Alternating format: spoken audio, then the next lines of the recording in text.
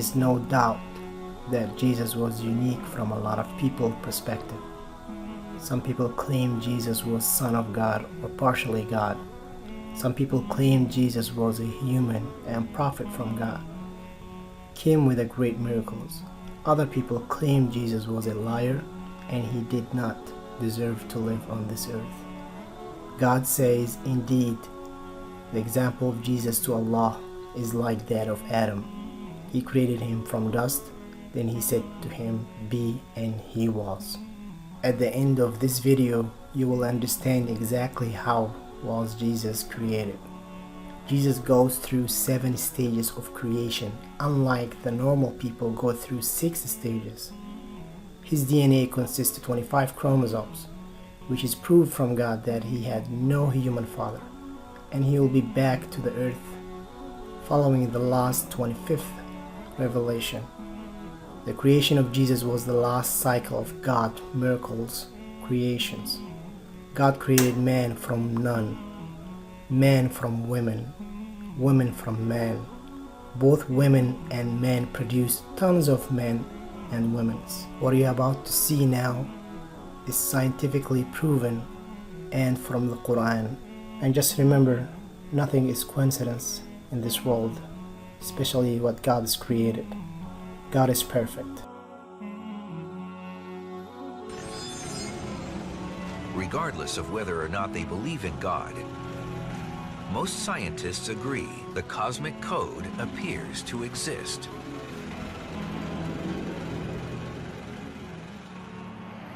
Everything in the universe is determined by the fundamental forces of nature. The strengths of those forces are characterized by numbers called fundamental constants that are so sensitive that if they changed by just a little bit, the universe as we know it wouldn't be here. For example, if the rate of expansion of the universe right after the Big Bang had changed by 1 part in a quintillion is 1 with 18 zeros after it, the universe would continue to expand or collapse back on itself, and none of this would be possible. To illustrate just how small a number 1 part in a quintillion is, imagine all the grains of sand on this beach. In fact, imagine all the grains of sand in all the world's beaches. That number's probably somewhere around a quintillion. In this analogy, if all that sand represented the rate of expansion of the universe right after the Big Bang, how many grains of sand would I need to add or subtract to wreck the universe? Just 1 grain, 1 in a quintillion. That's how precise things had to be for us to be here. But even though the Big Bang was perfectly calibrated, intelligent life would never have formed if matter had spread evenly across the universe. Had it been perfectly smooth, then there wouldn't be any clumps which would gravitate and form stars and galaxies. So we needed slight irregularities in the distribution of matter in the universe. Had those irregularities been much smaller, stars and galaxies wouldn't have formed. Had they been much larger, everything would have collapsed to form black holes. But even with the right distribution of matter throughout the universe, life would still never have formed without a complex series of processes inside stars that converted helium and hydrogen into heavier elements like carbon that form the basis of all living beings. Some of those stars explode, providing raw material with which to form new stars, planets, and ultimately life. Had the laws of physics been a little bit different, or even if the physical constants had been a little bit different from what they really are, this process of nuclear fusion and the explosion of stars might not have been possible, and we wouldn't be here discussing it. I don't know a single scientist who would disagree with the statement that the world is exceedingly ingenious. Not just mathematical, not just beautiful, not just elegant, but the manifestation of something truly extraordinary. The fine-tunings, how fine-tuned are they? Most of them are 1% sort of things. In other words, if a thing is 1% different, everything is bad. And a physicist could say maybe those are just luck. On the other hand, this cosmological constant is tuned to 1 part and 10 to the 120, 120 decimal places. Nobody thinks that's accidental. That is not a reasonable idea, that something is tuned to 120 decimal places just by accident. That's the most extreme example of fine-tuning.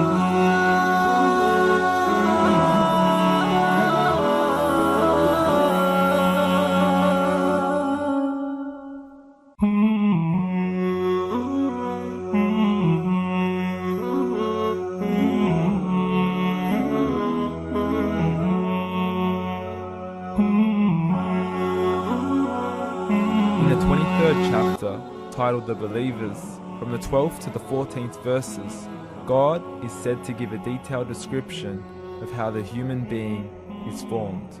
It begins by saying, "We then placed him as a sperm drop in a place of settlement, firmly fixed. Then we made the drop into a alaqa." We will translate this word very soon. "And then we changed the alaqa into a lump. Then we made out of that lump into bones. And then we clothed the bones with flesh. Then we caused him to grow and come into being and attain the definitive human form." In the 21st century, we can now safely say that this verse is clearly describing the process of human development in correct chronological order.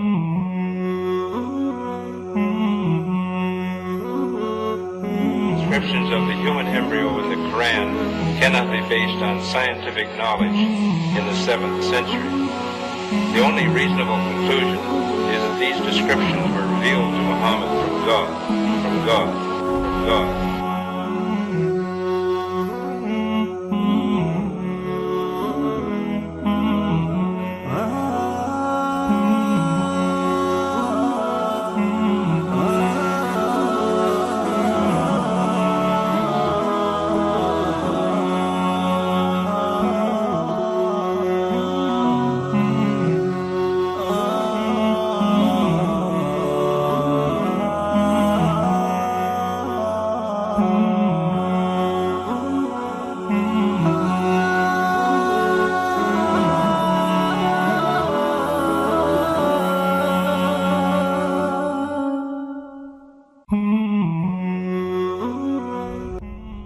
Imagine a world where a woman could bring back her deceased husband by giving birth to him. Or a man could bring back his mother and raise her as his daughter. If we have a live-in cell of a dead person, certainly we could, in theory, clone that individual. We published a paper about a year or two ago where we showed we can actually now create human embryos that are genetically identical to a normal embryo. The only way you would really know whether you could clone a human being is to actually implant that embryo into the uterus of a surrogate mother. Of course, we cannot implant those. That would be considered unethical, so it's unclear whether or not they would give rise to a human being. Society has vehemently rejected reproductive human cloning. In this climate, it is extremely difficult for geneticists to obtain funding for their research. There is also a shortage of material. So one of the problems with human cloning is the supply of eggs. So with a mouse or a cow, we can get literally hundreds, if not thousands of eggs. We can go to the slaughterhouse, for instance, and get them for $1 each and get thousands of these cow eggs. With the humans, it took us over a year just to get 5 eggs. Even if you had the eggs, it could take hundreds of pregnancies to perfect human cloning, a process that could result in scores of babies with horrific genetic damage. It'd be very much like if you wanted to clone your child, it'd be like sending them up in a rocket with a 50-50 chance it would blow up. In most of the world, cloning humans is not illegal. One day, a rogue scientist will pull it off. But cloning a person is not the same as duplicating a person. A lot of people, who have their pets, they want to often clone them, and they want Fluffy back. And what I tell them is, you're not going to get Fluffy back. As a matter of fact, we actually cloned entire herds of cows from a single cell from the same animal, and they develop a whole hierarchy, just like we do in humans. So you have timid cows and aggressive cows, and they're all clones. So they develop their own behavioral patterns. So the environment has a very profound impact on your development. Let's say we decide to take DNA from Einstein's hair and grow some new Einsteins. Those clones would not be the man who wrote E equals MC squared.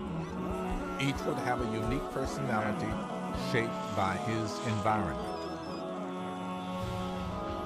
Clones are like identical twins, born years apart.